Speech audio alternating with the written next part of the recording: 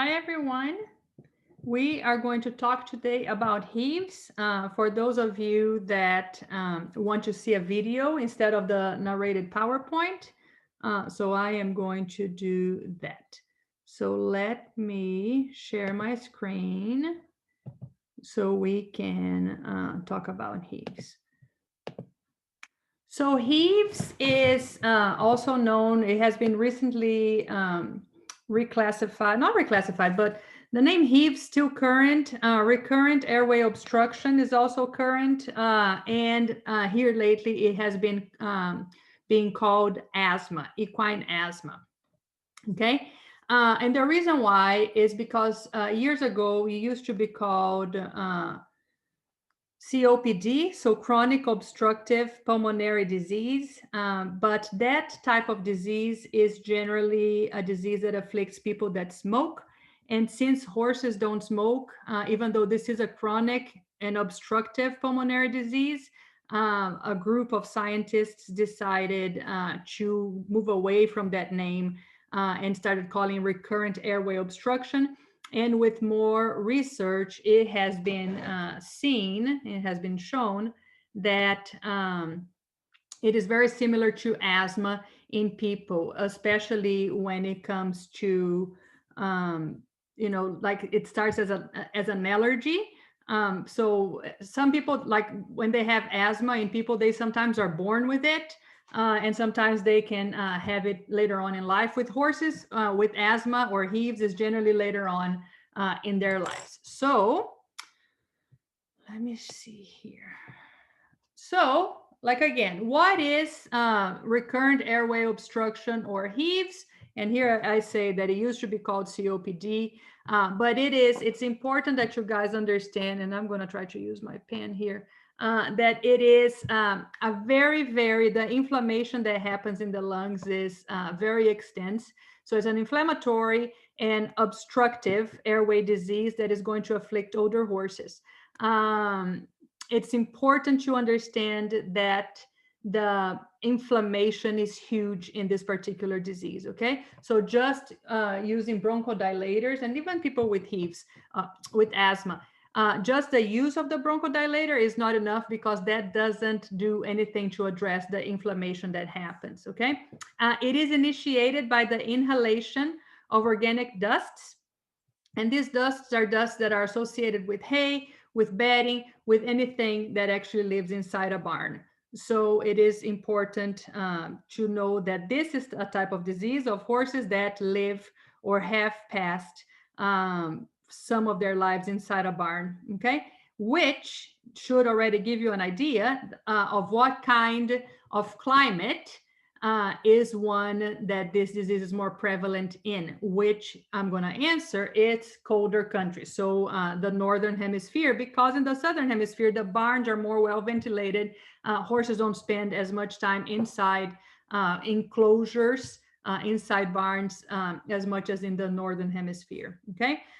Organic dusts are going to have allergens, toxins, molds, a lot of particles, and the disease is going to start with an allergic reaction to these dusts. Okay, so the horse is going to respond with very severe inflammation and also bronchoconstriction. So the lungs, so the bronchi and the bronchioles, have one opening, but they are surrounded with smooth muscle, and upon their stimuli, they are going to constrict. And then that's when we hear, like that difficulty in breathing. It's because of the bronchoconstriction. Okay, already talked about this. Hay is a big thing for asthma, because if you guys have seen horses eating hay, it's not a very organized event that they just eat hay like this. They actually shove their faces inside hay. If you guys have seen horses, especially like when they eat from like round bales, or if you put a lot of hay, they shake that, like they put their heads in, they make a hole inside the hay. And horses being obligate nasal breathers, you guys can understand that when they have their heads inside the hay, they are breathing, and everything that they're breathing is going to their nose and going to possibly, if the particles are small enough, going to the lungs. So that's one of the things. Other things that they do as they eat hay. So if you just put flakes on the floor, they just shake the flake like this, and then there's all that dust that gets lifted. There is an apparent genetic component to asthma in horses, because horses that are housed for a long time under the exact same environment, the exact same care, and then one starts to show sign of hives when other ones don't show, when they just live a happy life. I, for example, have a farm that I house old horses. I have a ton of 30-year-olds, upper 20s, and we don't have any case of hives. Every once in a while you hear a horse coughing, and that can be just bronchitis. But it's just but it's something that I always pay attention to and try to listen, because these horses are so old and they stay in the barn for half of the day. So what is the pathophysiology process of hives? So when susceptible horses are moved from the pasture, okay, so for example, horses that are, how people have discovered this, they have a group of horses with hives, for example, and this is something that I did my PhD in Michigan, at Michigan State University. They had, I don't know if they have anymore, a group of horses with hives. And they would put these horses outside and they would be in remission. And then to start any study, they bring these horses back in. So they already have the disease. And this disease, once you have it, you're not going to have it, okay? And they bring these horses in. And within a few hours, if they scope these horses, we are going to see when they bring this horse into the barn and they are fed hay, they are put in straw for bedding, which is very dusty, even though, there's like organic dust. And within a few hours, okay, we're going to see a huge influx of neutrophils inside the airway lumen. And that is, as you guys know, neutrophils have to do with the inflammatory process. We're going to have a lot of inflammatory mediators, such as interleukin, cytokines, leukotrienes, and they're going to be acting on cholinergic nerves. And these nerves are going to be responsible for the bronchospasm that we are going to see. Okay, so cholinergic nerves, if you guys remember, is part of the parasympathetic nervous system, and those nerves are going to bronchoconstrict, okay? And bronchodilators are generally, some are not, so like ipratropium bromide is going to actually act on cholinergic nerves, but some bronchodilators act on sympathetic nerves, and they are going to bronchodilate, okay? We are going to also have, this is important, okay? So not only do we have bronchoconstriction, we also have an increased mucus production, okay? And this mucus, not only we're producing more mucus, it is more viscous, okay? So more thick. Viscous is the opposite of like fluidy and liquidy. So it's very thick, which is going to lead to mucus accumulation in the airways, okay? So there's going to be that. So as you can see, so an airway that was this big, now it's bronchoconstricted, and now we have mucus laying, very thick mucus laying, making the passage for this airway much, much smaller than it used to be.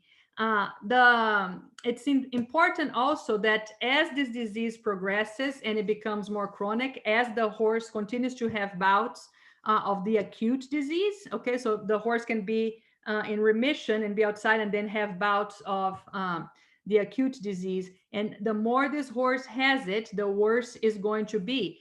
And we are going to have airway wall thickening, which in the acute phase, the airway wall is going to be thickened because of the edema, the swelling to the air because of the inflammation.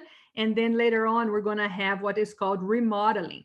Remodeling means that this muscle has contracted so much that now it itself is thicker in size, okay? So it is thicker, meaning that Remember, here's the airway. Not only is bronchoconstricted, it has a layer of a smooth muscle around it. The smooth muscle was one, thickness, and now because of remodeling, it becomes thicker. So you can see like this bulk of things inside this airway impeding the horse to breathe. So even when this horse is in remission, if remodeling has already happened, the muscle is going to be thicker than a horse that is normal, meaning less oxygenation capacity for this horse.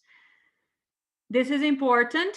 The other thing that's important is the hyper responsiveness. Hyper responsiveness, if you know anybody that has asthma, you know what I'm talking about. So hyper responsiveness is something that creates us one kind of reaction in a normal individual is going to create an exaggerated response in this other individual. So for example, I am allergic to, I don't know, ragweed. So I have this kind of allergy going on, but my friend that has asthma, she can have full-blown asthma attacks because it's the hyper responsiveness that we see. So she will have full-blown asthma attacks as other normal individuals are going to just have a regular allergic reaction to whatever it is. So this is important to understand. Now, this is an old graphic, but it's just important. That's why. So it's written COPD here, but this is it's the most like informative that I see. So this is the normal bronchus, as you can see here. Okay, so you can see the lumen. The lumen allows for the passage of so much air. Okay, upon bronchoconstriction. So when would the lumen have bronchoconstriction? Anytime that the airways thinks that there is an injurious particle being entered, and this can be even like just cold air. If you guys maybe you have felt this or not, but like in the winter when the weather is like 5 degrees, I don't know if you have been outside, and as soon as you open the door you feel your lungs going like this. It's because cold air is actually deleterious to the lungs. Okay, so this is bronchoconstriction, which is normal. So upon bronchoconstriction, you can see that the lumen of the airway becomes decreased. Okay, now a horse that has asthma, as you can see, the thickness of the muscle is already thicker than a normal bronchus. And then in yellow, you're going to see the little mucus production there. And when this horse is having an acute attack, we're going to see the bronchoconstriction. So you can see how the lumen becomes so small that this horse has a lot of difficulty in breathing.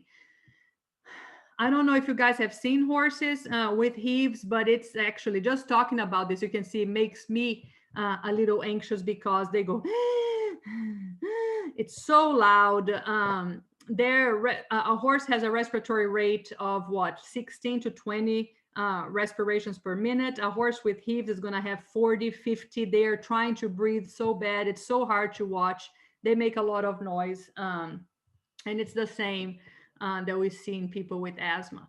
So this is the endoscopy of the trachea, okay? And this is normal here. This is what we call the carina. The carina is when the trachea bifurcates into the two main bronchi, okay? And these photos here is going to show mucus accumulation in the trachea. Okay, now mucus accumulation doesn't happen only in cases of asthma. Okay, mucus accumulation can also happen when a horse is having some type of bronchitis, when the horse is being, it's inflamed because of really anything. There was a study done at Michigan State. They went to the racetrack at Thistledown, and they scoped a lot of these horses as they race, so pre-race, and then scored how this horse is placed in the race. And the more they scored the amount of mucus between 1 and 4, 0 and 4, I guess. And the more mucus this horse had, the worse they actually arrived in the finish line. So just so you guys can see that having mucus doesn't, so these are all horses that have some sort of inflammatory airway disease, which you call IAD. But just having the mucus, it can also be subclinical. So these horses are having some sort of inflammatory airway disease, but it's subclinical, meaning the trainer doesn't even know that this horse is being impeded by a little bit of mucus accumulation in their airways, okay? Because these horses are training as normal. But research shows that it's not the best to have mucus there. So how do we diagnose asthma? So one of the things that we do with all that mucus accumulation, we do this thing called bronchoalveolar lavage.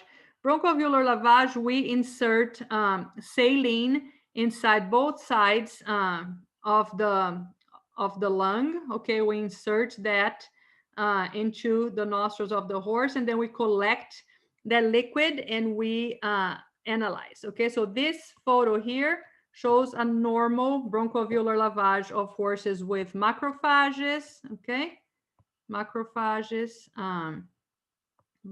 which is generally the ones that exist, and then just a few neutrophils, okay? A little bit of mucus here, but not a lot, okay? And then in the case of horses that have asthma, you're going to see all this mucus accumulated and a huge influx of neutrophils. So this is a macrophage right here, but everything else, I guess here too, is neutrophils. So you guys can see how there is a huge influx of neutrophils. This one here also, so macrophage, macrophage, macrophage, but everything else is neutrophils, depicting the amount of inflammation that's happening in that horse, in that airway of the horse. The clinical signs of this disease is going to be this airway obstruction. We're going to have bronchospasm. There's going to be this huge inflammatory process, plus mucus accumulation. And then, like I said, there's going to be the airway wall thickening, which is an important part of the disease as well. The inflammatory process is pretty much more important than the bronchoconstriction and needs to be treated, because that inflammation is, so the bronchoconstriction needs to be treated like for immediate as a rescue medicine so the horse can start to breathe better, but you need to be able to treat the inflammation so the horse can have a good life, okay? So the clinical signs of the disease is going to be marked respiratory distress. We're going to have, in the acute episode, the horses are going to have flared nostrils. Their nostrils are going to be super, super big, an increase in respiratory rate, and the use of the abdominal muscles to assist in the expiration. So as you can, if you remember, the diaphragm is going to be responsible for the inspiration. As the diaphragm contracts, it decreases the pleural pressure inside the thoracic cavity even more, bringing air in. And generally, okay, just the diaphragm relaxation is enough to push the air out. But because these lungs with heaves actually have more resistance and less compliance, more resistance because there's going to be mucus, so there's less air area for the air to pass by, and very less compliance, meaning they cannot inflate and deflate as well as a normal lung. Air stays trapped inside these lungs, and these horses are going to need their intercostal muscles and also the abdominal muscles to assist in the expiration, okay? A horse that has that, the more that the horse has, the more chronic it is, he develops what we call the Hebline, which is a very thick line in the abdominal muscles, depicting that those muscles have worked extra hard, okay?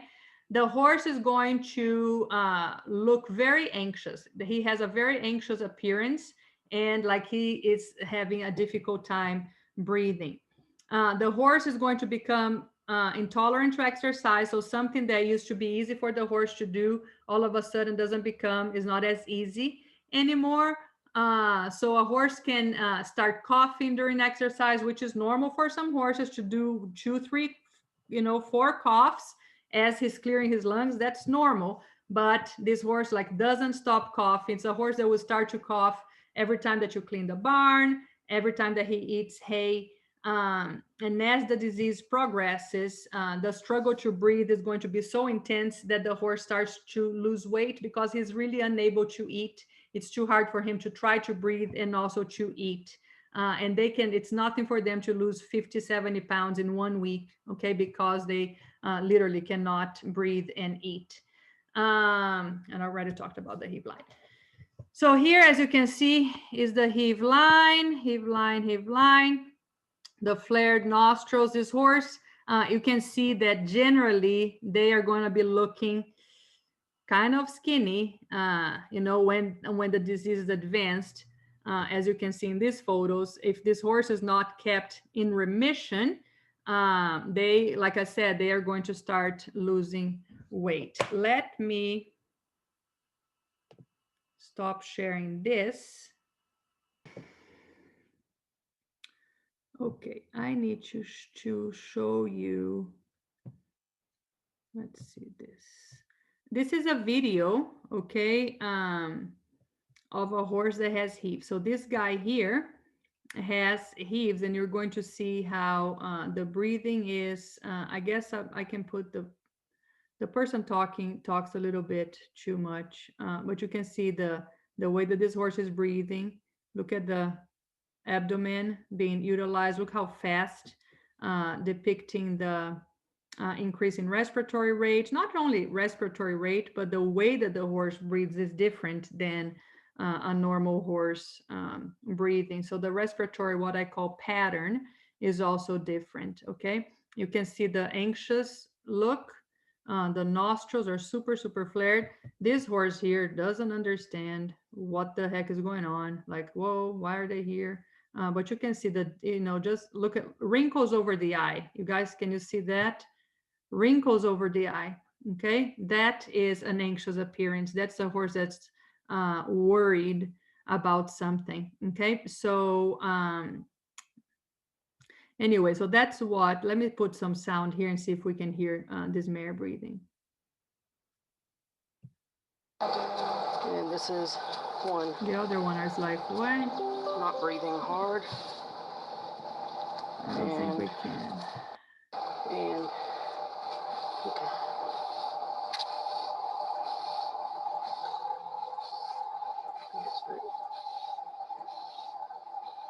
That's her. Did you guys hear that? So that is what the horse feels. Let's see. Come back. Okay. The history of the affected horse. So it's a horse that is an older horse. So he's an adult. If a younger horse has respiratory disease, it can be pneumonia, it can be bronchitis, it can be other things. It can even be allergies. But a horse that has asthma is going to be 7 years or older. This horse is going to cough every time that there is the dust levels are increased. So like feeding time, the cleaning of the barn, or anytime that there is exercise. It's important to, if you're going to sweep the barn or use like those leaf blowers to clean the barn, it's important that no horse is inside the barn, because you don't want to expose this horse to excessive amounts of dust unnecessarily, because it may be the trigger that triggered these horses to become asthmatic later on in life. Prolonged recovery from exercise. So like the horse continues to breathe hard even after like something that he shouldn't even be breathing hard. So you trot for 15 minutes and this horse, instead of recovering within 5 minutes, takes 30 minutes to recover. So exaggerated breathing pattern for the level of exercise. We can see nasal discharge. We can see abdominal effort during breathing. In severe stages, the respiratory distress is going to be at all times, especially if the horse is inside a barn. So the diagnosis of this disease is based on the history and the typical clinical signs.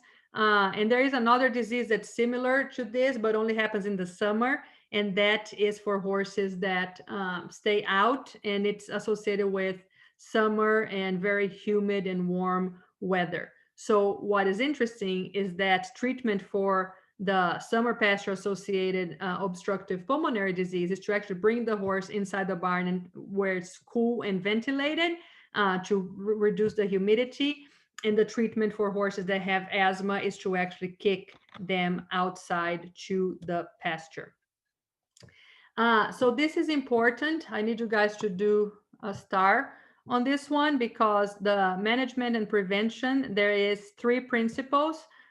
Number 1 is environmental control. It is impossible to manage hives without environmental control. Let me say it again. It's impossible to manage hives without environmental control. What does that mean?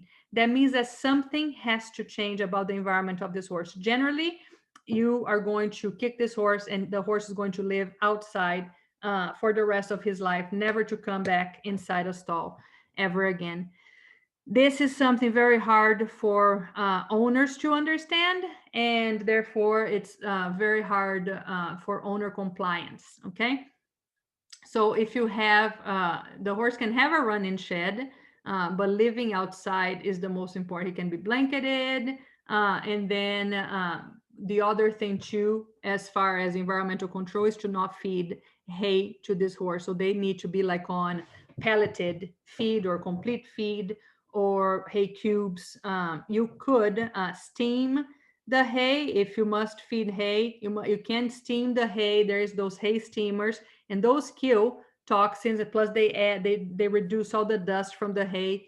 Or you can wet the hay with a hose, but generally speaking, this hay that has been wet with a hose, if it's the summer, it's going to get sour pretty quickly, and that can cause other problems. So it's easiest to feed hay cubes, okay? Steroids to reduce the inflammation, okay? If you guys remember the inflammatory cascade, steroids will block the entire cascade, and non-steroidal anti-inflammatory drugs such as Benamine only block the prostaglandin side of the cascade, which is the COX, the cyclooxygenase side of the cascade, and does not block the lipoxygenase side of the cascade, which is going to give rise to leukotrienes, which cause bronchoconstriction. So, Benamine, non-steroidal anti-inflammatory drugs are not useful in the treatment of asthma, okay? You have to use steroids for the treatment. And obviously bronchodilators to relieve the respiratory distress. That's a rescue medication, and it is not so much as part of the treatment. It's part of the treatment as the horse is having the acute hives attack, but the environmental control is the most important aspect, and to diminish or eliminate, hopefully, the level of dust exposure for these horses. And then if the horse continues to have attacks, you need to, do the steroids to decrease the inflammation and hopefully put this horse in remission. So I already talked about hay. Due to the hyper responsiveness, a little bit of contact with dust can trigger a hives attack. And like I said, about you can use a hay steamer. Keep the horse outdoors year round. Being outside, breathing fresh air is the best for this horse, even during the winter. Provide shelter. And don't bring the horse in, even to groom the horse inside. I mean, there's so much dust inside a barn, even like cobwebs collect dust. So it's just, it's not a way to treat the horse by bringing him inside. If it is absolutely impossible to keep the horse outside, some people just don't have a way. They don't have a farm, so they have to board, and some boarding places don't have an outside boarding space for these people. If absolutely impossible, you can steam the hay. You should keep the horse closest to the door, so his area is more ventilated than everybody else's area. And again, don't keep the horse inside when there's cleaning in the barn happening, when there's hay being tossed to the other horses. You need to bed this stall with dust-free bedding. What else do we have to do? There is some barn constructions, and I showing here that is pretty much being outside, which, there obviously there's going to be dust accumulating and falling on top of the horse, but this is just an example of the types of barn that happen in warmer countries. And even in Europe, a lot of the barns are just like the horses, like they have a yard and the horses just see everybody, as opposed to what we have here, which is a house with stalls on every side. Keeping horses outside is the best. Wetting hay. This is showing here soaking hay. Soaking hay, we generally soak hay for horses that are fat to try to reduce the level of sugars in the hay. So soaking is not 100% necessary, but if you're going to wet the hay, you need to make sure that every aspect of the hay has been wetted and there is no dust. Okay. The use of anti-inflammatory drugs, we already talked about. It must be steroids. Steroids are going to prevent the pro-inflammatory process, and they are also going to, the beta-2 adrenal receptors, which are the ones that when activated cause bronchodilation. If you continue to use your inhaler or the horse's bronchodilators too often, there is what we call down regulation of these beta-2 adrenal receptors, meaning that people erroneously say they get immune to it or get resistant to it. That's not the case. The case is there is so much of that, which is the same that happens with insulin receptors. When there's so much of insulin in diabetic people, horse with diabetes, diabetes with insulin resistance, diabetic people, there's so much insulin. And in this case, there's so much of this bronchodilators in the air that the cells start to, these receptors actually go back inside the cells, hiding, because there's too much of what's stimulating them. So they just like go in hiding. And steroids prevent that. Plus, if anybody has been on steroids before, there is an increase in appetite, which will help these horses some. Okay. Generally, the steroid of choice is dexamethasone. So generally, you just give like a high-ish or dose of dexamethasone to bring this horse to remission, and then kick this horse outside if you can. The idea then is to taper the dose to keep this horse on the lowest dose possible. So we need to know which is the lowest dose that will cause effect, still will still be useful, but not, because there's so much side effects with steroid or anti-inflammatory drugs. You want to keep this horse at the minimum dose necessary. Prednisone doesn't work in horses, and it's shocking the number of veterinarians that prescribe prednisone to horses.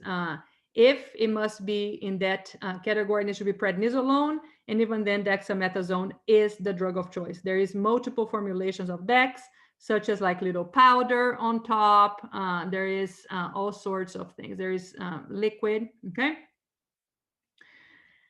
You can use inhalers. There is an aero mask, and you can put the inhalers in there, and you can use localized steroids such as beclomethasone and fluticasone that can be used as an inhaler to go to the lung and actually cause less systemic side effect and more localized effect. So if you can put your hands on these, they are actually probably better. But sometimes the lungs are so bronchoconstricted that the steroidal drug is not even able to go and be deposited in the lungs.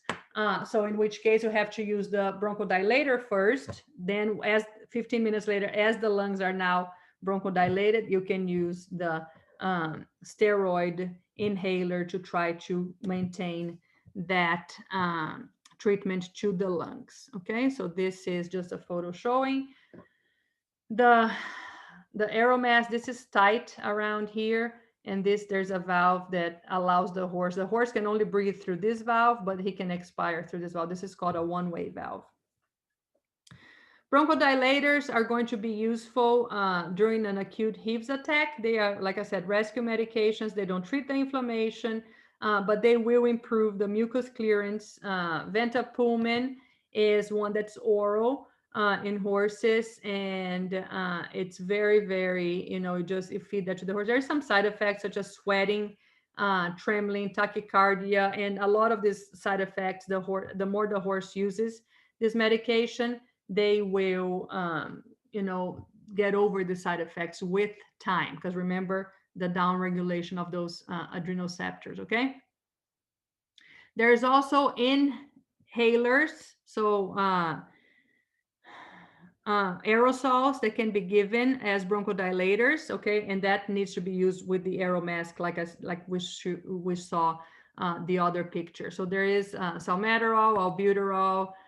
There is other particular inhaled ones that have shorter or longer half-life or effect. And then, like I said, the inflammation is pretty much the most important thing to treat in these horses. The prognosis, so how are these horses going to fare for the future? Depending on the stage that the disease was diagnosed and the level of care provided to the horse is how, it's how good this horse's future is going to be. It is important to try to prevent to the max the recurrence of the bout of the acute episodes, because every time that the horse has an acute inflammation, you're going to have that problem with the muscles, with the muscles, the smooth muscles surrounding the airways. This horse can probably go, if the disease is diagnosed and treated early, this horse can probably go for walk trot exercises. He's probably not going to continue to be a race horse, or maybe not cannot do dressage to the highest level, but can have an excellent prognosis. If environmental change is not possible, then we need to see ways to have very rigorous treatment and try to prevent the inflammation to the max that we can, okay? Under these conditions, the horse will be in remission and can be useful for recreational activities, low to moderate exercise. But like I said, there's very few owners that are willing to undertake these very rigorous measures necessary to maintain the horse free of hives. So in concluding, hives is a chronic disease. There is no cure. Okay, once the horse has it, he's going to have it. So your best bet is to keep this horse in remission. Okay, so the owner has to work with the environment and with treating the inflammation to try to avoid any recurrence of the acute hives attacks. And there is, like I said, 3 principles. We have environmental change, we have bronchodilators, and we have steroid anti-inflammatory drugs to treat the inflammation. And that is what hives is. If you have any questions, don't hesitate to contact me.